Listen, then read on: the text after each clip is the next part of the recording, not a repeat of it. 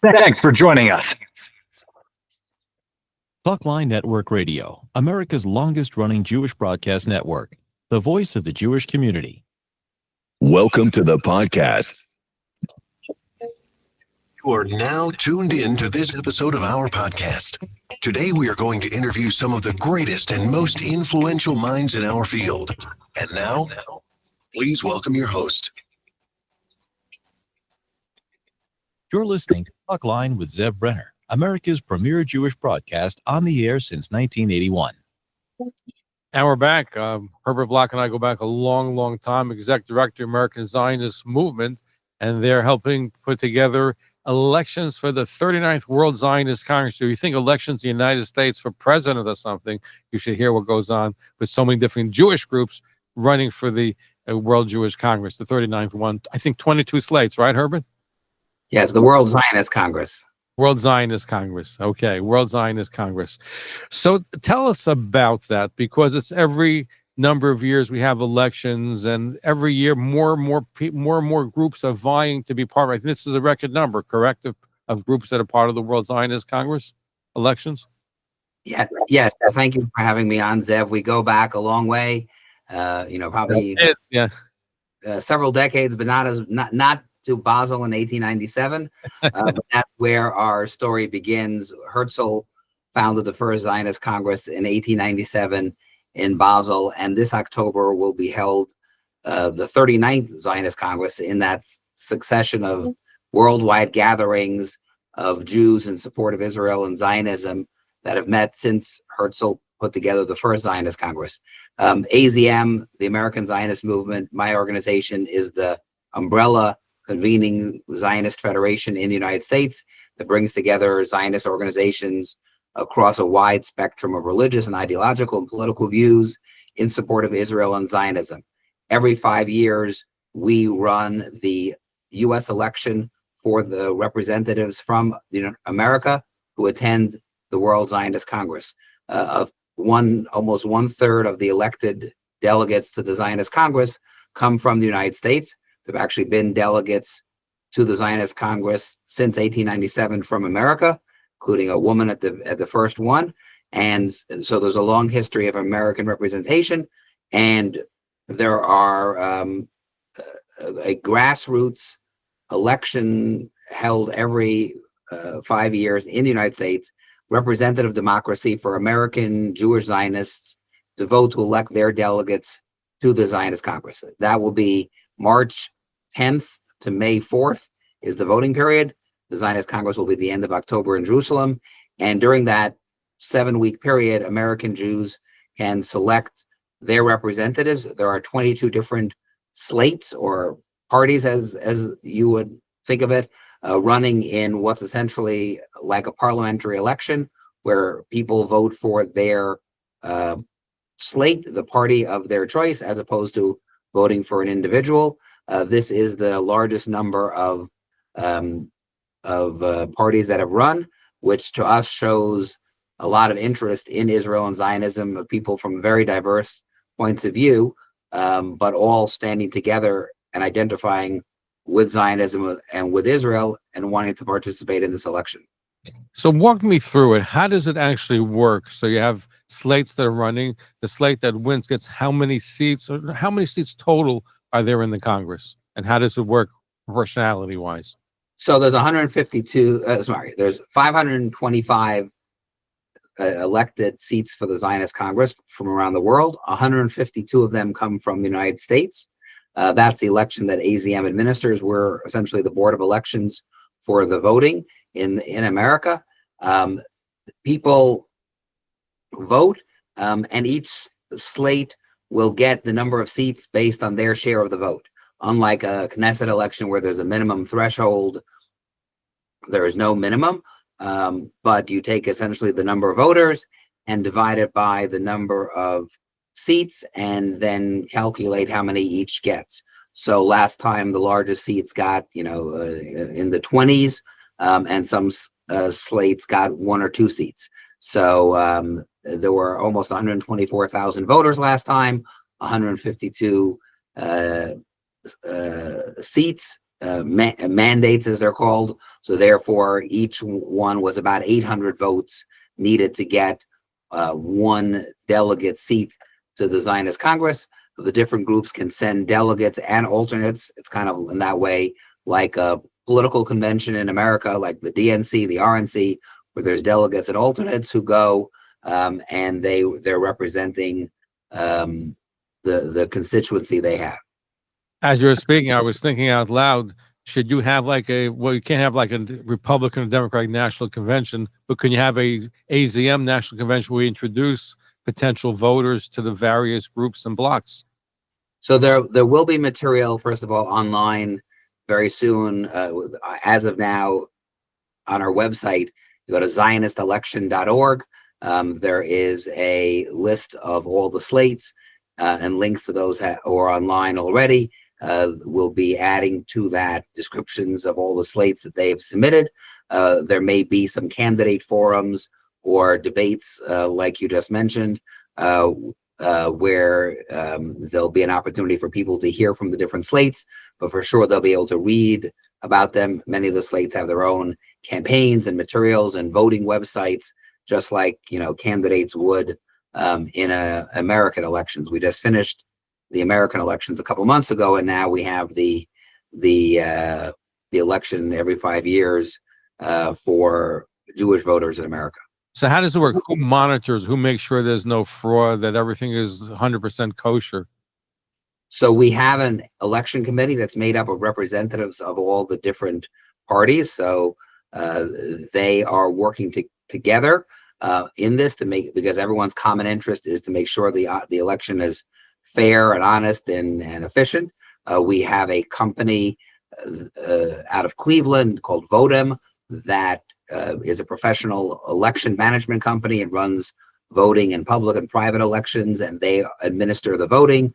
Our election committee is chaired by a respected jurist, retired Judge Abraham Gaffney from Philadelphia, along with a well-known attorney, David Butler, from the Washington, D.C. area.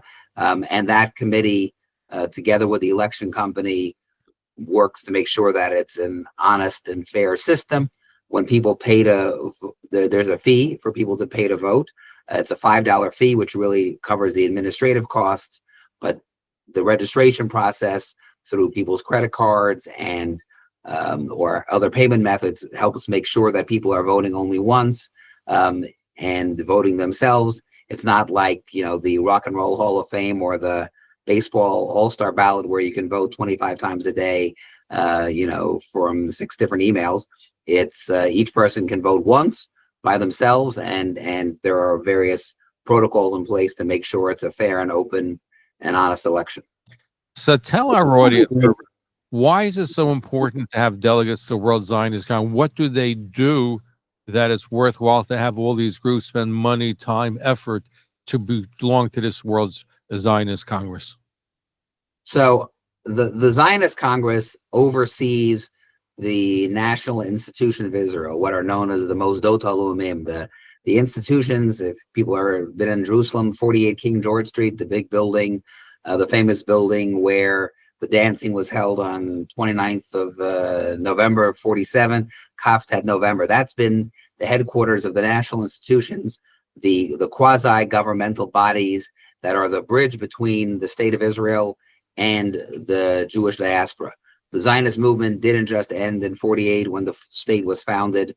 The national institutions, meaning the World Zionist Organization, the Jewish Agency for Israel, Karen Kayemet, L'Israel, JNF, collectively spend over $1 billion a year on projects in Israel and especially in support of Jewish communities around the world, on Zionist education, shlichim, community security, promoting aliyah, enhancing Jewish schools and summer camps, and many other things, along with, for example, all the work that's well known of the Karen Kayemet, JNF in Israel. And the Zionist Congress sets the overall policy, the leadership, selects the officials who are going to run those institutions. And therefore, you know, it's deemed to be something very important to have a Jewish voice. It's not elected by the biggest donors. It's elected by the grassroots of American Jewry and Amcha, the people in other countries as well. The election is also a reflection of the views of American Jews, on current issues affecting Israel. And we want to have as broad a turnout and as big a turnout as possible because of the American Jewish contingent. The delegation goes to the Congress backed by a strong and robust American Jewish support based on the election that enhances the weight of the diaspora in having a say on these matters. Does it also mean that some of these groups have a say how the money is spent once they're part of the Congress? Yes. So once groups are in the Congress and in the, not just the Congress that meets once a year, but in the intervening years, each of the 4 years in between each Congress, there are various committees and bodies that meet annually, functioning as sort of an oversight body, a board of directors of each of the institutions and all the various departments. And based on the strength and representation of the different parties, they have a say in how those funds are directed and the priorities. Our guest is Herbert Block, Executive Director of the American Zionist Movement, umbrella group of Zionist groups in the United States, and they help from the American end put together every 5 years the slates for the World Zionist Congress. Now, there's so many different groups that are joining. I think for the first time, last time around, you had a Haredi group that joined with a slate, correct? Which I believe they're running again this time. Yes. So last time there was a group that's, connected to that part of the community. There was also a slate more on the more liberal side of the Orthodox community. So there's a very diverse group within segments of the community. As everyone knows, I'm sure your listeners, the Jewish community is far from monolithic, and even within the different streams, if you want to call them that, the different denominations, there's often different subgroups. So there's different segments of the community that are running. And in New York, they introduced ranked choice voting, where if one group doesn't get a lot of votes, they can somehow do it again, take a vote tally again until they come up with a different consensus. Is there such a thing in the World Zionist Congress election, ranked choice voting, where maybe your first choice doesn't get to, maybe your second choice will get to be on top? There isn't. I don't think they have the technology for ranked choice voting in Herzl's day. But in this election, there really is no winners or losers. Everyone participates, and assuming they get the minimum, 1/152nd of a vote, they'll have a seat at the Zionist Congress. And unlike parliamentary elections in Israel and many other countries, where there's a coalition government and an opposition, there is no opposition within the Zionist movement. All the parties, all the slates share together in the governance. Some may have greater influence than others because of the size of their representation, but we're not electing one winner. But have it say that where the money goes, so you can have contentions where one group says, I want money going to this direction, somebody says, I want it, then there's some going somewhere else. Can't that happen as well? Right. Well, and that does happen, and the groups come together. There will be, oftentimes on any decision within these bodies, no one ideology or no one faction or group has enough to control. So they have to put together a coalition. They engage in discussion, in compromise, and dialogue, and come up with a position, which is often, a good thing, because they have to talk with other people and put together a coalition to get support for their position. Now, there are about approximately, nobody has the exact number, 6 million Jews in the United States. You mentioned about 120,000 some votes last time around. What can be done to get greater representation? And I would dare say that probably with Israel in the news, but after October 7th, it's probably more interest in Jews being involved in the process. Right. So this election is open to those who are over 18. So that's any American Jew who's over 18, who's a U.S. Citizen or legal resident with their permanent residence in the United States. So that is a big segment of the American Jewish population. And we are going to be working with the slates, with the audiences such as this show, with other Jewish organizations and media to get the word out. Obviously, the slates will be doing their part in campaigning in their segments of the Jewish community, but we want to make sure American Jews across the board know about this election, know about all the choices, and the diverse choices that we have of 22 different slates really show the many ways that you can be a Zionist.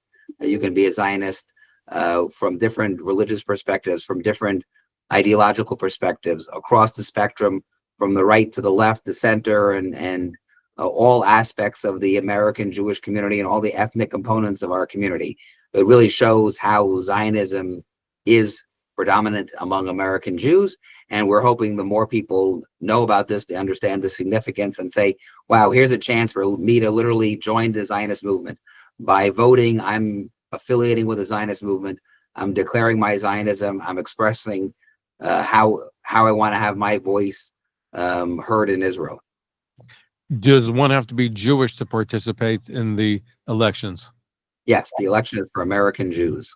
So how does it work? Because in Israel, there's always been a conflict who is a Jew. How do you determine who's Jewish? Because of different standards, the Orthodox won't recognize, for example, patrilineal descent to somebody's patrilineal descent and recognized by the Reform movement. So how do you navigate that? So the election is based on an honor system. We believe the Jews are honest and trustworthy people. You check off a box that you're 18, that you're Jewish, and don't subscribe to another religion, that you're a U.S. citizen or permanent resident with a primary residence in the United States, that you didn't vote in the last Knesset election, and did you agree to the Jerusalem program, which is the platform of the Zionist movement. There's 5 boxes for one to read and check off, and if you're declaring that you're Jewish, then you can participate in this election. So you don't check, you take them on their word. They say I'm Jewish. You don't check any further. Correct. There's not a way to check that, and we go based on that, and that's how the Zionist movement is operated around the world. Have you ever had any requests, let's say, from Christian Zionists for Israel to say we want to be part of this? Not in our election. There are many Christian allies of the Zionist movement and people that participate in many things related to the support of Israel. But for the Zionist movement, the World Zionist Organization, this election is for members of the Jewish community. What's your biggest challenge in trying to get out the vote? Because that's really what you're going to be doing for the next number of months, is getting out the vote. So our challenge is to get people to know about this, to understand it. Many people know who Herzl was, or may have heard about the Zionist Congress, don't realize there is an actualization of that happens even now, 127 years later. And we believe if people will know about it, they'll be interested and will want to participate or express their views. American Jews, or even Israeli Americans who could otherwise vote in Israel, don't vote in the Knesset elections. But this is an opportunity for people here to express their opinion about important things going on in Israel. So our challenge is to get the word out, to make this election, which may not be so well known or may seem a little out of the usual, especially in the system, the way it's run. Americans are used to voting for one person to hold an office and not for a party in the parliamentary model. But if we believe if they understand it and know about it, they'll want to participate. Have you ever had any situations where a group that's anti-Zionist, like the Jewish Voice for Peace, say, I want to be part of this? Has that happened? No, we have not had that. And, we believe that the people who will want to participate will be Zionists. They'll have to go to a website called ZionistElection.org. They'll have to agree to the platform of the Zionist movement. They'll have to pay the small fee to the American Zionist movement for their registration and processing, and select a Zionist slate. So if you're an anti-Zionist Jew, and we hope there aren't too many, but we know there are some, I don't think they'll want to participate in that. How many Zionist groups are part of the AZM? There's 46 different organizations that are under the AZM's umbrella, and they include the religious streams, ideological groups, youth movements, groups that are some that are very apolitical, women's organizations. There's a very wide spectrum. Everyone can see them at azm.org on our website. Many of them come together and run jointly under or endorse and support one of the different slates. So that's why there's 22 groups running, but there's many more groups that are in the AZM tent. So the thinking is if they get together and merge with other groups for the elections, they'll get more votes just being a standalone organization. In many cases, that's correct. Now, you mentioned it's not just the United States. There are other countries, too. So how many people in total, not just 100 and some thousand that voted in the U.S. Elections, how many people in total vote for the World Zionist Congress? So the representation in Israel from the third that's around from people in Israel is based on the proportions in the last Knesset election. So there isn't an election in Israel for the Zionist Congress. It's based on the most recent Knesset election. Around the world, I don't have that number offhand because each country handles it differently. AZM is the Zionist Federation in the United States. There are Zionist federations in about 40 countries around the world. Some of them have their own system for selecting representation. Some countries are small and send one or two delegates, so they have a different system. But there are many thousands from around the world who participate in those countries, and those are, the places where obviously the major centers of Jewish population. But Israeli citizens don't vote in this election, correct? Or do they? People in Israel don't vote.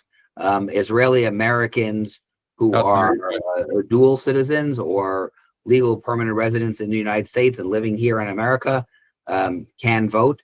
Again, there's no absentee voting in Israeli elections, but Israeli Americans who meet the criteria that I described before can participate in our election as well. So as we close out, let's tell our audience, how can they participate? And can they register now, even though elections are a number of months away?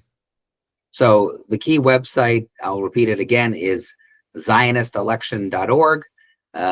Anyone can find it also on the AZM website, which is azm.org.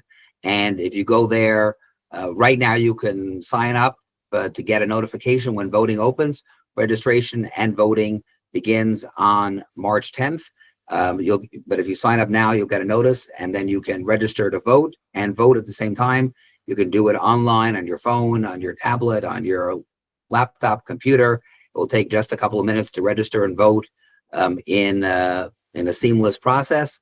For those who need it, there will be a paper ballot available that they can download and mail in. So zionistelection.org. Sign up, look at the slates, get information, and then come back. And then voting opens on March 10th. Herbert Block is the director of the American Zionist Movement, the umbrella group for about 40-some Zionist groups. They manage the American end of the World Zionist Congress elections, which takes place every 5 years. Thank you for joining us. Thank you, Zev, for having me, and we look forward to having many people participate and appreciate your efforts to spread the word. I urge everybody to have to vote. Register now. You may forget about it, so just do it now. Register and then vote. It's an important thing, and there's so many different ways. If you're religious Zionist, you're Haredi, liberal, whatever you are, there's a party for you, and of course, you can check it out. Herb, thank you for sharing. We'll have you back to talk about more as we get a little closer to the elections. Thank you. Thank you for tuning in to Talkline with Zev Brenner, America's premier Jewish broadcast, the pulse beat of the Jewish community. For continuous Jewish programs, TalklineNetwork.com, or our 24-hour-a-day listen line at 641-741-0389. For past shows, you can find us on iTunes, Spotify, Amazon, YouTube, Instagram, and all major podcast platforms, or jewishpodcast.org. Thanks for listening to the TalklineNetwork.com. Follow us on Facebook, Twitter, and Instagram. Great job. All right, thank you. We covered